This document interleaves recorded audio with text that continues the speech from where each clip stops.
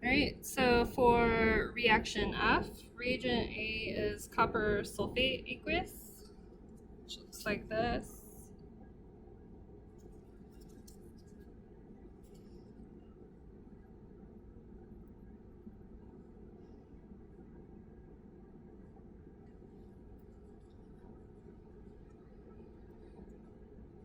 And reagent B is potassium iodide,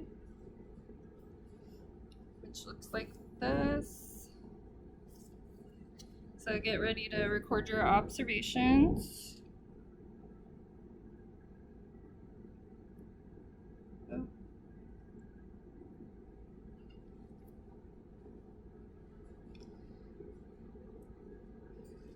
So now we're ready for reaction G, which reagent A is copper sulfate aqueous.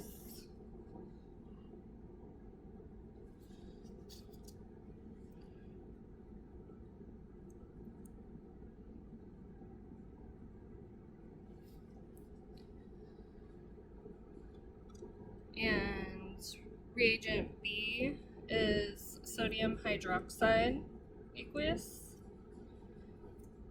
which looks like this in the dropper. And get ready to record your observations.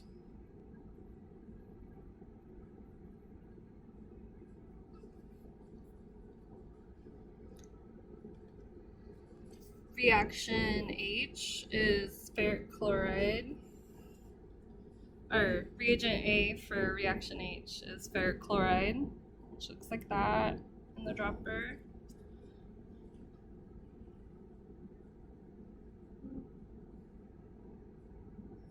Oh no. Well, we have 2 drops there. And reagent B for reaction H is potassium iodide, which looks like this in the dropper. And get ready to record your observations.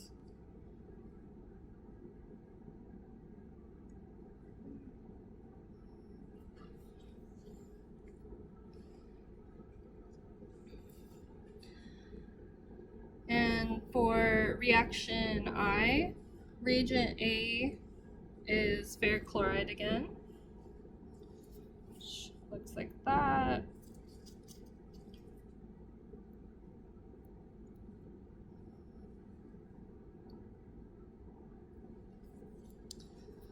And reagent B is sodium hydroxide aqueous, which looks like this. And get ready to record your observations.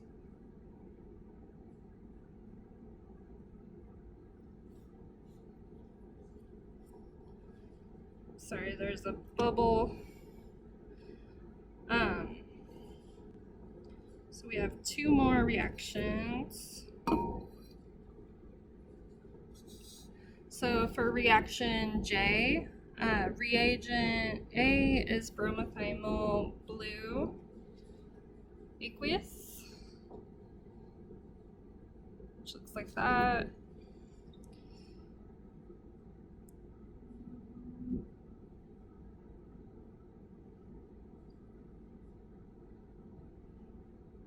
And then another one for the test square.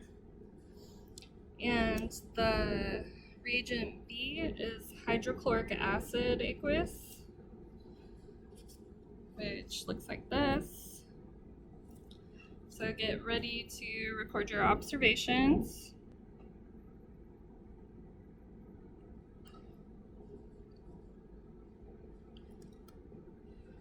So reaction K, reagent A is bromothymol blue, which looks like this again.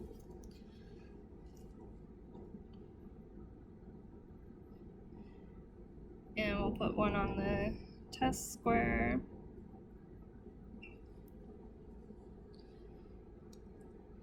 And reagent B is sodium hydroxide, which looks like this.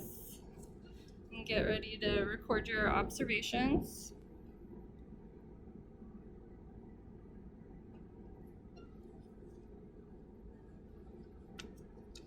Alright, so it said that we should take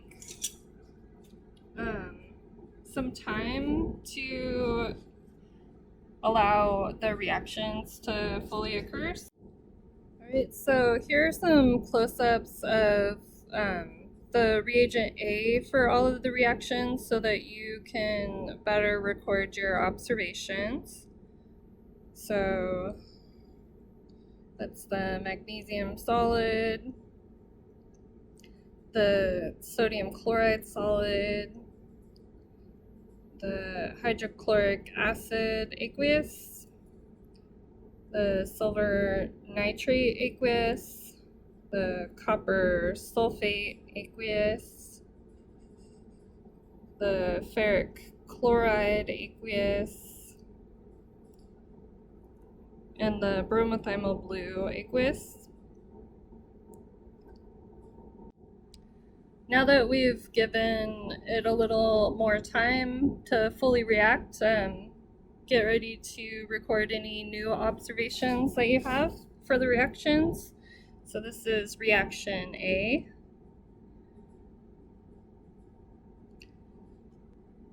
And this is reaction B. This is reaction C.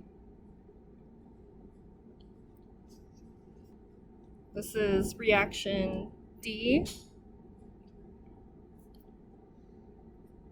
This is reaction E. This is reaction F. This is reaction G. This is reaction H. This is reaction I. This is reaction J, and this is reaction K. Alright, so I realized I didn't take a picture of reaction sheet A, so I repeated that part of the experiment, and I will take a picture, and your instructor should have access to that if for any reason you need to look at that and didn't get all of your observations. Alright, now we're ready to start part B, solubility rules. Step 1 is to place the reaction sheet B into your reaction surface. So you've cleaned our reaction surface from part A and put the reaction sheet B in it. Then 2, every box in your experimental page is going to receive 2 drops of a solution. 1 drop of the solution whose formula is to the right of the row, and 1 drop of the solution whose formula is at the top of the column. The columns highlight the anion being studied for solubility, while the rows highlight the cation. Note that H3O plus represents H plus. Place the drops on the X in each box. The X's are included because the contrast between the dark ink and the light paper sometimes helps you see any precipitate present more easily. Remember to add the second drop to the first without touching the first drop with the end of your pipette. Use an empty pipette to blow air on the drop to mix the 2 solutions, and then observe whether a precipitate forms. Record your observations in table B. So this is table B. It's at the back of the lab. So you'll want to make something similar to this so that you can record your observations. For every mixing in which you observed a solid being formed, write PPT in the appropriate box on the data page, which PPT is just the standard abbreviation for precipitate. If no solid forms, leave the box blank. Either complete questions for part B before cleaning your reaction sheet, or take a photograph of your reaction sheet. All right, so now we're ready to begin our reactions for part B. So the side ones are the cations and the top are the anions. So I went and grabbed all of my cations from the front bench, and then I also grabbed all of my anions from the front bench. And I'm going to start by adding the anions first to all of their appropriate spots, and then we'll look up close as I add the cations so that you can record your observations.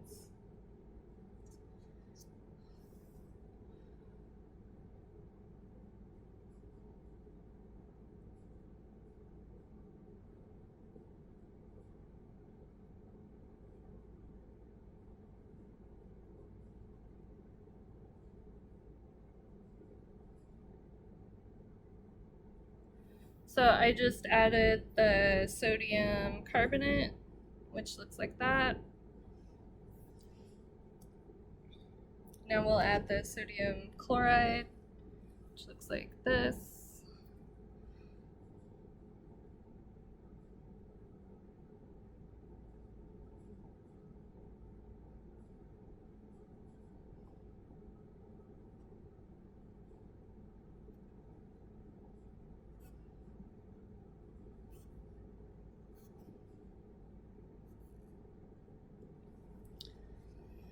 And now we'll add the sodium hydroxide, which looks like this.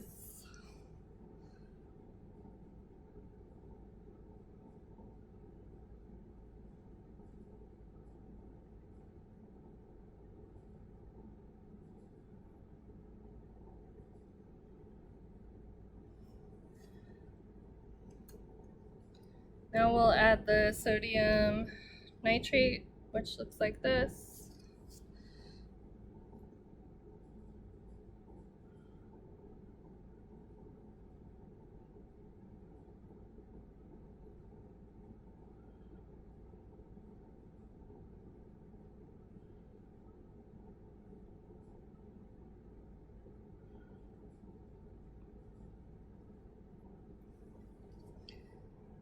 Now we'll add the sodium phosphate, which looks like this.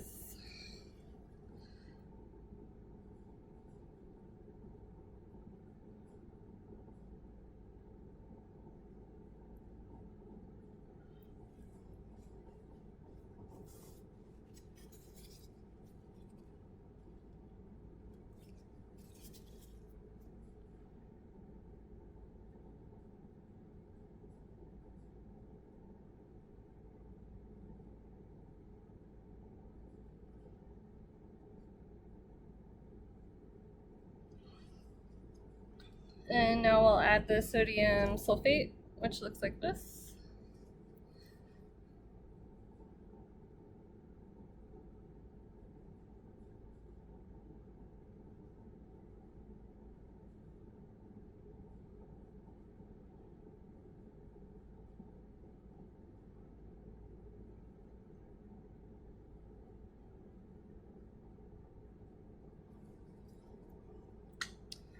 All right, so now we have all of our anions on the reaction surface, and now we will switch over to adding the cations.